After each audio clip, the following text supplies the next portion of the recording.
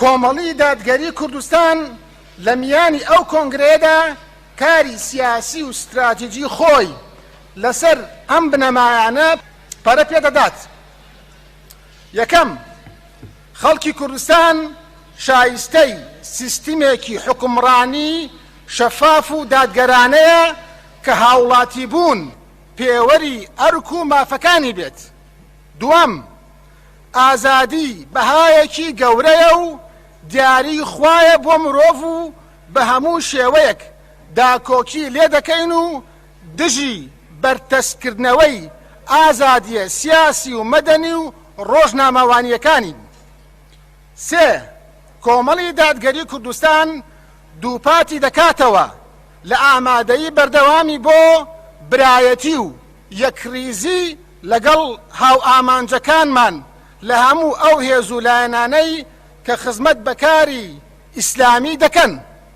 چوارەم، پێکەوە ژیانی ئاشتیانەی نەتەوەیی و ئاینی پێکهاتەکانی کوردستان بنەمایەکی کاری کۆمەڵە و ئەو نیشتیمانە بەهی هەمووان دەزانین و هەمووان مافی ژیانێکی شکۆمەندانە و ئازادیان تێدا هەیە. پێنجەم، کاری هاوبەش لەگەڵ لایەنە سیاسیە کوردستانەکان لە بەغدا بە مەبەستی داکۆکیکردن لەسەر مافە دەستوورەکانی خەڵکی کوردستان بە تایبەتی کێشەی ناوچە کوردستانەکانی دەرەوەی هەرێمی کوردستان بە گرنگ دەزانین و مامەڵەکردنی دادگەرانەی لایەنە حکومڕانەکان لە ناوخۆی هەرێم لەگەڵ لایەنەکانی تر زامنی ئەو کارە هاوبەشەمان دەبێت.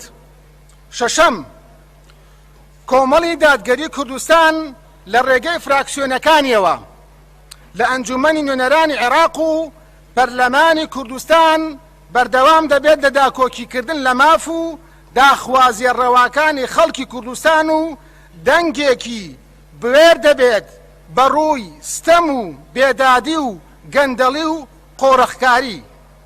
حەوتەم، سەبارەت بە هەڵبژاردنەکانی داهاتووی ئەنجومەنی نوێنەرانی عێراق کۆمەڵی دادگەری کوردستان بە گوڕ و تینەوە بەشداری ئەو هەڵبژاردنە دەکات و ئامادەیی هاوپەیمانی هەیە لەگەڵ ئەو هێزوولایەنە سیاسیانەی کە لەبەرەی ڕوبەڕووبوونەوەی گەندەڵیدان لە پێناو گەیاندنی ژمارەیەکی بەرچاو لە نوێنەران بۆ داکۆکیکردن لە مافە دەستووریەکانی خەڵکی کوردستان.